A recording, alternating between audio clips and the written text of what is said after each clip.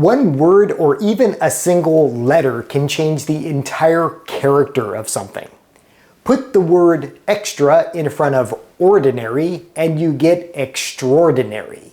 With the letter I, the phone as we knew it became the revolutionary iPhone. And adding the word bisque makes an ordinary soup, well, extraordinary. Today we are giving humble tomato soup the bisque treatment. By the end of this video, you'll know all about it and how fast, easy, and inexpensive it is to whip up some extraordinary tomato bisque. Hello and welcome to I Want to Cook. My name is Chef Matt and this channel is all about helping you be a better cook. And yes, today we are making tomato bisque soup. Now, you're probably familiar with tomato soup. If you've ever had grilled cheese sandwich and tomato soup, you know that's a classic. But the whole bisque thing might be new to you, so let me quickly break that down. Now, classically speaking, a bisque used to refer to a seafood soup, but these days its meaning has expanded to other types of soups. So what transforms an ordinary tomato soup into tomato bisque? This stuff, cream. Because tomato bisque apparently sounds more indulgent than cream of tomato, which are basically the same thing. And they can also charge a lot more for it. When I was in the store the other day, they wanted $5 for a small tub or a small can of tomato bisque soup. The one we're going to make is going to be far better and far cheaper.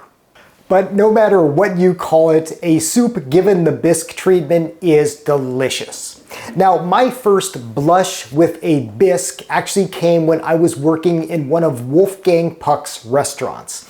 I wasn't a cook back then, I was a waiter, and it was during my college days, and well, carting out all that delicious food to awaiting tables is what paid my tuition.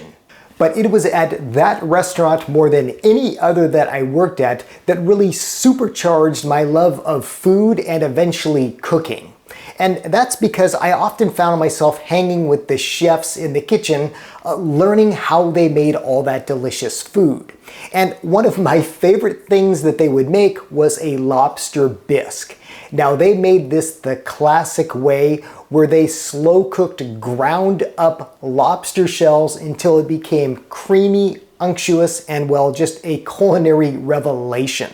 I think it was some of the chefs in that kitchen that later inspired me to go to culinary school and become a chef myself. And well, here we are now, where I can pass my learnings on to you.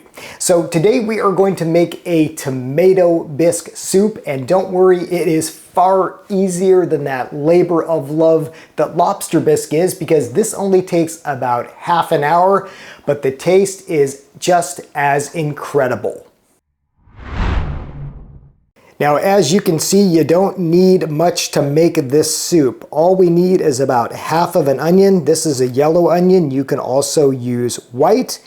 We got a carrot, a couple cloves of garlic, and as for the tomatoes, we are using a 28-ounce can of San Marzano style whole tomatoes. We've got some stock. This is vegetable. You could also use chicken. And finally, of course, the cream. This is what makes a bisque a bisque. As for equipment, you will need a pot, and hey, do you remember this guy? This is that one that I found a few weeks ago at the thrift store. It's this huge Japanese-made stainless steel pot with a lid. Well, I finally discovered a great use for it, and it's making this soup. Of course, you can use any pot, a soup pot, a big sauce pot will work, but we're going to use this to make the soup today. The only other piece of equipment you'll need is one of these. This is an immersion blender and it comes in super handy. Now, if you don't have one of these, that's okay. You can also use a traditional blender or even a food processor, but well, one of these really helps in making this soup. And I think after seeing it, well, you might just buy one of these things to make this soup alone. We'll begin by chopping up half of an onion and our carrot. Don't worry too much about the cuts. They don't have to be super precise because this is all going to be blended up anyways. Now we'll heat the pot over about medium. Okay, our big pot has been heating for a couple minutes here. We're going to add some olive oil here. We're just going to kind of coat the bottom. This is maybe about a tablespoon or so of olive oil. And now we are going to add these delicious carrots and onions that we cooked up. Just like that. We're going to turn this to about low because we don't want these to scorch or anything. Give these a nice toss. And we are going to cook these for about 10 minutes or so until they're nice and soft. You don't want them to get too brown. You just want them to get wilt and soften up. I also like to add a little bit of salt and pepper here early on in this process. So just cook these for about 10 minutes and stir them often.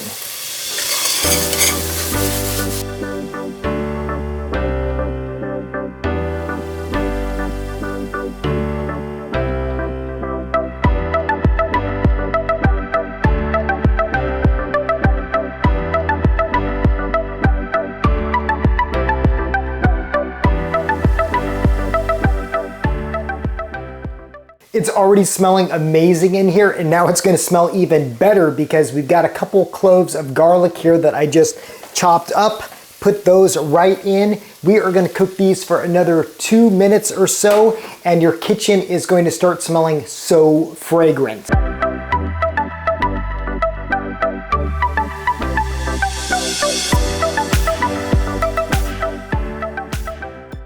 Is this smelling amazing or what? Okay, now all we have to do is add the tomatoes now. So we've got our can of tomatoes. These are whole tomatoes. We're just gonna carefully pour them in. Now I also like to bolster this with a little bit of stock.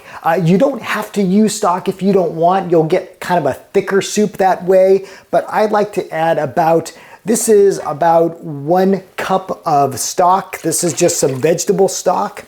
Just pour that into the pot. Give this a good stir. We're going to continue cooking this over about medium-low.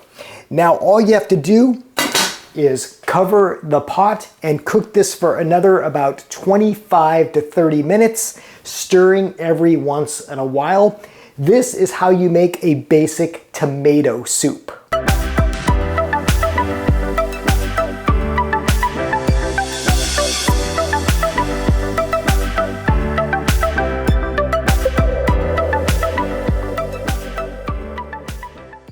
Okay, our soup has been cooking for about 25 minutes, and before we whir it up, it's important to give it a taste.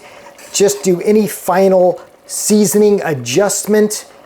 Again, this is going to be very, very hot. Even this on its own is absolutely delicious. I'm just going to add a little more pepper and just a touch more salt. And give it a stir. Okay, I've turned off the heat and now it is time to blend. We're actually going to do this before we add the cream.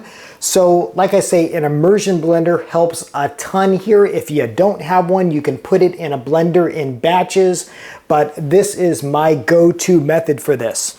So here we go. Here's how it's done. We just stick this guy in, and we just puree this until it is nice and smooth. It might take a couple minutes.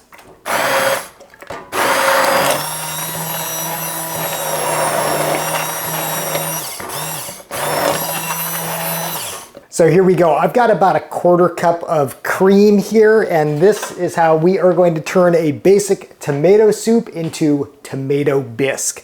So we're just gonna pour this in. I'm just stirring this with a spoon. You can use as much or as little cream as you like, But look at this, we have a transformation of color and we have a transformation of flavor. This is gonna be velvety and smooth with a hint of that creaminess. My friends, we just made a big pot of tomato bisque soup. And here we go. We have a bowl of piping hot tomato bisque soup. You can serve this with some baguettes. You can even make some of my air fryer croutons to put on top. But me, I like it simple. I just put a little bit of fresh parsley right on top. And we have amazing tomato bisque soup. I mean, come on, look at this. We made this faster than it would take us to go to the store, buy a tub of that overpriced stuff, and well, we know exactly the ingredients that went into this one. So creamy, so good. Now this recipe can easily be doubled, and again, you can put your own signature on it. Add some red pepper flakes if you want a little spice. Add more garlic if you like. Whatever you do, it's yours, and I guarantee it's going to be delicious. Okay, trivia time. Last week I asked you to identify, well, this is a rather beautiful vegetable, and several of you got it right. It is indeed a Thai eggplant. Now, obviously I haven't cooked this yet. I bought this at one of my local Asian grocers, and I'm very interested to cook it up and see how it tastes. If you know anything about these things cooking-wise, tips accepted. Okay, for this week's culinary tool trivia, well, we have something very different, very big, and this actually lives outside, so no comments on it being dirty. This thing as well, it's kind of designed, definitely designed for outdoor use only.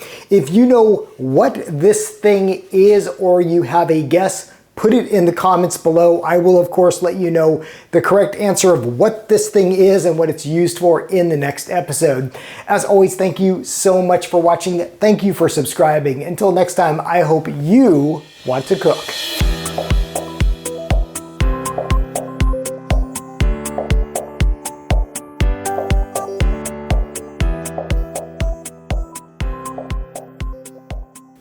My original iPhone still turns on and works.